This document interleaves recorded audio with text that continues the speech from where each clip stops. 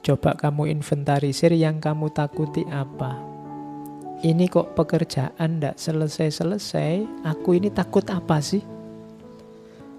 Takut capek? Takut kehabisan waktu? Takut apa?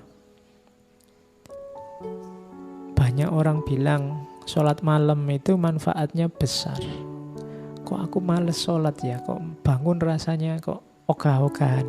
Kira-kira aku takut apa seandainya bangun jam 3 subuh misalnya? Takut paginya ngantuk, takut kesehatan terganggu, takut... Coba dicek. Sebenarnya teman-teman bisa lulus cepat. Aku juga harusnya bisa lulus cepat. Kok aku males-malesan ndak lulus-lulus? Yang tak takuti itu apa? Yang tidak aku inginkan itu apa? Itu kan yang kamu takuti. Nah, sadari, kuncinya kamu menang yang pertama, kamu tahu yang kamu takuti apa. Kemudian, paling tidak pasti yang ada yang kamu takuti yaitu rasa tidak enak. Kenapa kok ndak tekun baca buku? Mungkin karena baca buku itu ndak enak. Lebih enak baca HP misalnya. Itu kan yang penting kamu jelas sekarang yang kamu takuti itu apa. Yang pertama itu sadari, terus ingatkan bahwa itu alami. Sejak kemarin saya wanti-wanti jangan suka marah-marah sama dirimu sendiri. Ingatkan bahwa oh ya alami rasa takut ini, tapi ini tidak terlalu bagus kalau dibiarkan. Jadi tidak harus dirimu dimarahi. Terus persiapkan diri, pelajari rasa takutmu dan hadapi, fight tadi. Bertarunglah. Kalau memang tadi misalnya ya kamu males bangun malam karena takut paginya ngantuk, sekarang dihadapi, disiapkan, dipelajari. Oh biar paginya ndak ngantuk tapi tetap bangun malam apa? Biar lulus cepet, suka baca buku tapi menikmati buku, tidak tersiksa karena buku apa? Itu namanya menyiapkan diri. Melawan ketakutanmu tadi. Ya mungkin baca bukunya sambil disandingi kopi. Kalau masih kurang ya ditambah gorengan, masih kurang tambah Indomie, masih kurang lagi tambah apa itu tadi nanti. Bacanya enak karena sandingannya oke. Oke. Kok setiap kali baca ngantuk, Pak? Oh ya kalau gitu ya tidur dulu baru baca. Ya setiap baca ngantuk lagi, Pak, ya tidur terus. Lah ya gimana lagi, wong bisamu itu. Jadi hadapi. Oke. Ya kalau sudah dihadapi pasti kamu menang. Dan diingat-ingat jangan lakukan segala hal yang tidak alami. Tipuan-tipuan, manipulasi-manipulasi itu tidak alami. Kalau tidak alami biasanya nambah masalah. Misalnya tadi kamu ndak lulus-lulus, Pak, ujian bolak-balik ikut ujian juga ndak lulus. Biar besok lulus aku tak nyontek, itu ndak alami, manipulasi. Bisa nambah masalah baru. Nembak kok ditolak, saya takut ditolak lagi, Pak. Enaknya yo poneng dukun apa yo misalnya. Itu hati-hati bisa nambah masalah lagi. Yang tidak seharusnya. Kok tidak dapat uang, Pak, enaknya gimana biar dapat uang? Ya lakukan secara alami saja. Segala yang tidak alami biasanya nambah masalah. Kan banyak itu kan yang tertipu investasi sekian, nanti dalam waktu sekian kaya raya. Itu yang tidak alami-alami itu biasanya panennya masalah. Jangan lakukan yang tidak alami. Taklukkan ketakutanmu secara natural saja, dikalkulasi yang rasional. Oke, terus nah sekarang kita belajar Freud. Ada ketakutan, itu katanya Freud adalah ketegangan, seperti saya bilang tadi ya, tension yang mendorong orang untuk menyikapinya, mendorong orang untuk berbuat sesuatu. Biasanya ketakutan itu muncul, katanya Freud, karena ada konflik antara ego dan superego. Ego itu gampang-gampangannya dirimu sendiri, super ego itu lingkunganmu, masyarakatmu. Logika bersama, logika hidup bersama. Ini biasanya ada tension-tension, ketegangan-ketegangan. Itu nanti yang melahirkan kecemasan. Kalau di Freud, takut atau cemas itu ada 3. Yang pertama kecemasan terhadap realitas, takut bahaya yang datang dari luar. Takut dimaki orang, takut disalah-salahkan orang, takut itu disindir orang, takut dikafirkan orang. Itu jenis ketakutan juga.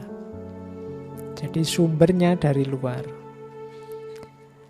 Kalau ini normal, yang pertama. Yang kedua namanya neurotik. Kalau neurotik itu takut egonya keluar jalur, melenceng. Jadi takut sesat, takut gila, takut, itu namanya takut tentang dirimu yang kamu khawatirkan. Munculnya ketakutan itu karena mentalmu sendiri. Jadi takut id dan egonya keluar jalur. Bawah sadar nyetir dimensi sadar. Terus keluarnya jelek-jelek. Itu kalau orang disetir oleh bawah sadar, nanti namanya neurotik. Neurosis, kamu tidak sadar sebenarnya yang kamu lakukan itu melenceng. Orang yang takut ini namanya kecemasan neurotik. Ada yang ketiga kecemasan moral. Ini orang yang takut terhadap perilaku moralnya, takut keliru, takut salah, takut tidak beradab, takut tidak berakhlak, takut. Itu namanya kecemasan moral. Jadi yang pertama dari luar diri, yang kedua dan ketiga dari dalam diri kita sendiri, tentang hidup kita sendiri. Itulah sumbernya ketakutan. Takut salah, takut keliru, takut sesat. Kalau yang paling atas itu takut realitas dari luar, baik itu yang mengancam fisikmu maupun yang mengancam batinmu.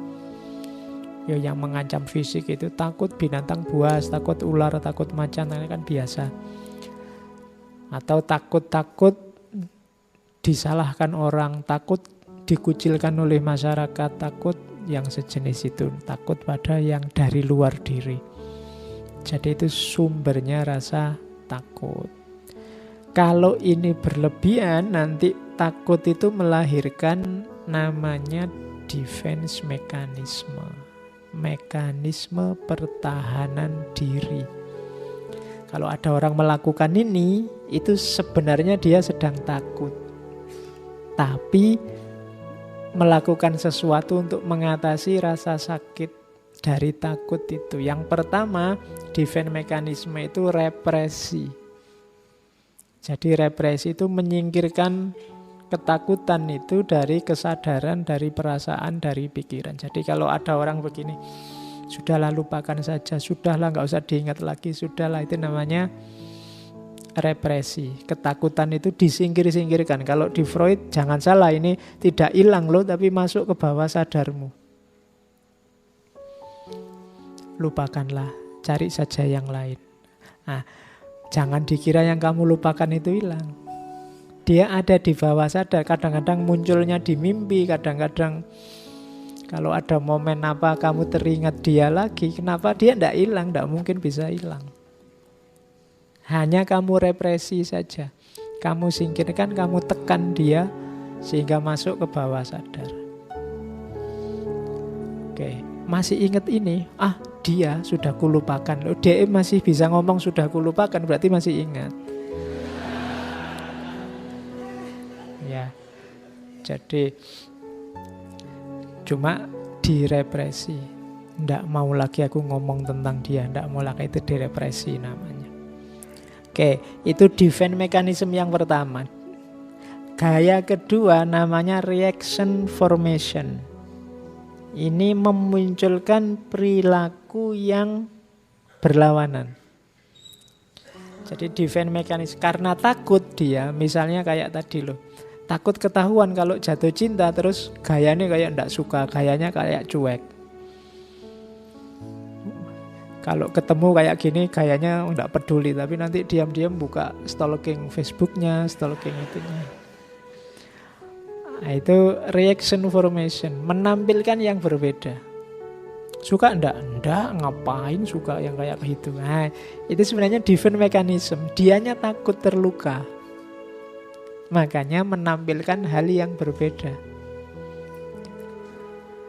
Enak enggak makanan di situ? Ah, enggak, biasa saja. Itu kan biasanya ada yang kamu takuti. Mau ngomong enak nanti dibilang geragas atau dibilang apa.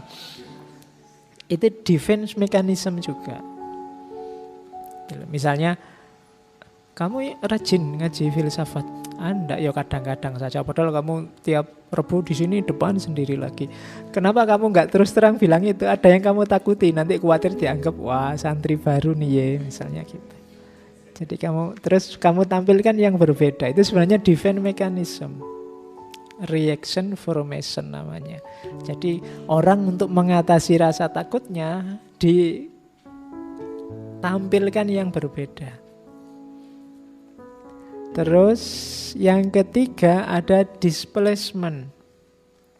Kalau displacement ini menggeser objeknya pada yang lebih lemah atau lebih aman.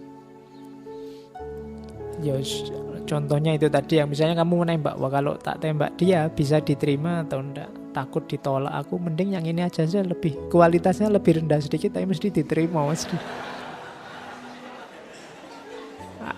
Nah, itu namanya displacement. Jadi karena kamu takut ngambil yang paling tinggi, sudahlah rendah aja. Gitu lah. Misalnya kamu cita-cita jadi dosen ya. Wah, enggak jadi guru aja. Kenapa takut? Kamu merasa enggak nyampe Pak saya kalau jadi dosen, mungkin jadi guru bisa. Itu namanya displacement. Jadi dari target 100 kamu ngambil 50 aja lah. Karena kamu takut, kamu nyari amannya saja.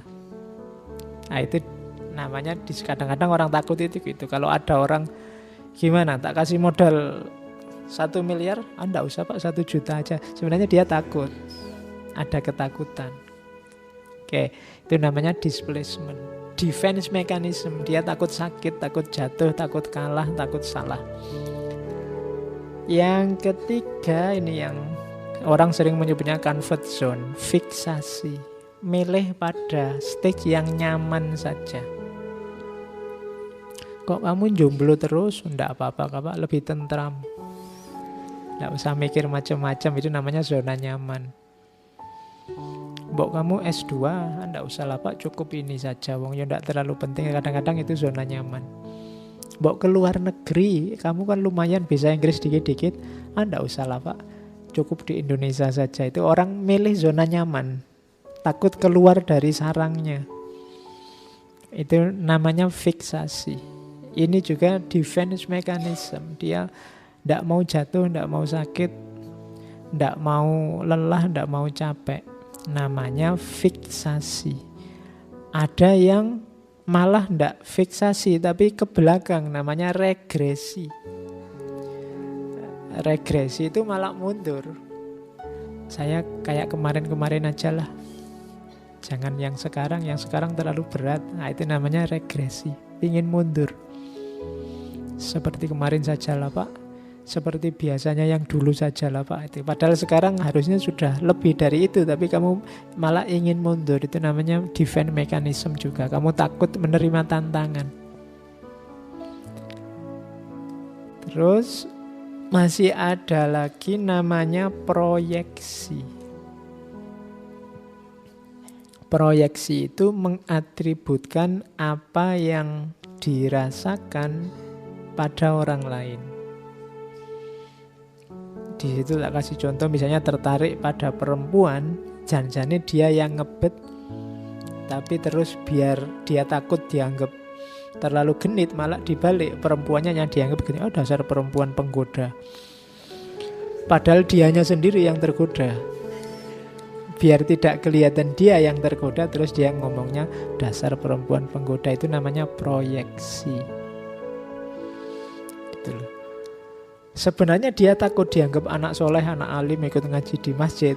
Sebelum digituin, dia ngomentari temennya dulu. Wah, sekarang kamu anak soleh nih. Karena dia takut dia kena duluan. Nah, itu namanya proyeksi. Jadi orang lain yang kamu dulukan. Itu juga defense mechanism. Cara orang untuk tidak tersakiti. Dia takut dianggap yang dia tidak sukai, maka dia proyeksikan ke temennya, ke orang lain. Gitu loh. Sebelum orang nuduh aku penyebar hoax, tak tuduh dulu yang sana, oh kamu penyebar hoax. Nah ini defense mechanism. Sebelum dimaki-maki orang, dimaki-maki duluan orang lain. Itu memproyeksikan orang lain di posisinya dirinya. Itu namanya proyeksi. Terus introjeksi. Kalau ini kebalikannya, introjeksi itu memproyeksikan apa yang ada pada orang lain pada dirinya. Kalau tadi kan dirinya ditempelkan keluar. Kalau ini kebalikannya, orang luar ditempelkan dirinya. Misalnya kamu curang, terus kamu bilang, orang lain kan juga melakukan itu. Sama saja lah Pak. Itu namanya introjection. Ini juga defense mechanism. Sebenarnya kamu ketakutan. Sekarang kalau tidak bohong ya tidak laku Pak. Nah itu introjection. Orang lain juga melakukan itu semua. Itu namanya introjection. Ini menunjukkan ketakutan. Sadari ketakutanmu, taklukkan. Kalau tidak begitu, kamu nanti hidup dalam kebohongan terus. Dengan alasan orang lain juga begitu. Kok saya sendiri sih yang dikejar-kejar? Yang lain kan juga melakukan salah yang sama, bahkan lebih besar. Itu introjection. Jadi memasukkan yang lain dalam kasusmu. Terus yang ketiga, sublimation. Sublimasi itu mengalihkan dorongan, mengalihkan hasrat. Karena kamu takut hasratmu ini ditolak oleh masyarakat, terus kamu alihkan ke hasrat yang bisa diterima oleh masyarakat. Misalnya sebenarnya hobimu musik rock, cuma kalau kamu dengerin musik rock terus, tetangga kamarmu sumpek. Akhirnya ganti sekarang tak sublimasi. Sama-sama musik tapi sekarang ganti qasidah misalnya. Nah, biar tentram, biar setannya keluar. Nah, ini namanya sublimasi, digeser. Hasrat, dorongan, misalnya kamu sangat ingin kuliah, cuma tidak punya uang. Akhirnya digeser ini, tidak jadi kuliah, tapi yang penting mendengarkan aja pengajian, kuliah subuh kan sama saja misalnya. Itu sublimasi. Keinginanmu apa, digeser jadi apa. Itu juga menunjukkan sebenarnya kamu takut. Tidak berani tanding di keinginanmu yang sebenarnya. Di hasratmu yang sebenarnya. Dan yang terakhir, defense mechanism itu rasionalisasi. Rasionalisasi itu nyari alasan pembenar. Jadi rasionalisasi itu berarti sebenarnya itu tidak rasional, tapi dibikin rasional. Kok kamu nyontek? Loh, saya nyontek ini Pak, demi birrul walidain Pak, untuk berbuat ya kan, berbuat baik pada orang tua Pak. Kalau saya nyontek, nanti kan nilai saya bagus. Kalau nilai saya bagus, lulusnya cepet. Kalau saya lulusnya cepet, orang tua saya bahagia Pak. Jadi ini jangan salah, saya nyontek ini dalam rangka membahagiakan orang tua Pak. Nah, ini namanya rasionalisasi. Yang tidak rasional dibikin rasional. Gitu loh. Kok orang lain usil sekali sih? Wong ini ya pacar-pacarku, tak bawa ke hotel kan atas biayaku sendiri. Kita suka sama suka, ndak ada paksaan, rela sama rela. Kalau ada resikonya tak tanggung-tanggung sendiri. Kok yang lain cerewet, kenapa? Itu rasionalisasi namanya. Jadi sesuatu yang salah, yang ndak rasional dibikin rasional.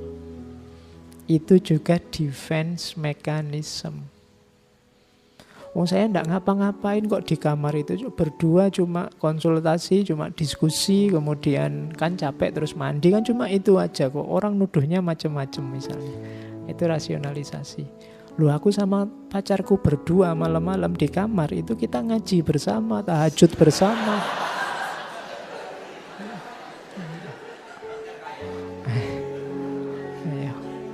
Orang aja pikirannya aneh-aneh, itu rasionalisasi. Suudzon aja orang-orang itu. Saya itu ya tahajud kok, ya anu segala kan misalnya. Ya tahajudnya sujud terus. Oke. Itu namanya defense mechanism. Jadi cara orang untuk mempertahankan dirinya dari bahaya-bahaya apa yang dia takuti. Nanti kalian perhatikan ya, di sekelilingmu nanti ada banyak sekali gaya-gaya ini. Orang-orang itu sebenarnya dia sedang ketakutan. Ada yang dia takuti terus mempertahankan dirinya. Makanya katanya Freud, sebenarnya manusia itu takut kebebasan. Jadi kehidupan manusia itu dasarnya bebas, tapi manusia itu takut kebebasan. Berarti apa? Hidup manusia itu dasarnya ketakutan. Sebab kenapa kok orang itu takut bebas? Kebebasan itu mengandung efek tanggung jawab. Dan sebagian besar orang takut dengan tanggung jawab. Seneng-seneng ya, tapi tanggung jawab enggak. Bebas boleh, tapi kalau bebas plus tanggung jawab nanti dulu. Itu analisisnya Freud begitu. Jadi kalau bebas itu full, enggak ada tanggung jawabnya, semua orang mau. Yang bikin bebas itu tidak disukai orang, ditakuti orang, karena bebas itu mengandung tanggung jawab. Apa yang kamu lakukan, apa yang kamu katakan, apa yang bahkan kamu pikirkan, kamu angankan, kamu harus siap menanggung akibatnya. Kan itu tanggung jawab. Dan manusia biasanya tidak suka yang ini. Bebasnya mau, tanggung jawabnya tidak. Akhirnya dia takut sama kebebasan karena kebebasan mengandung tanggung jawab.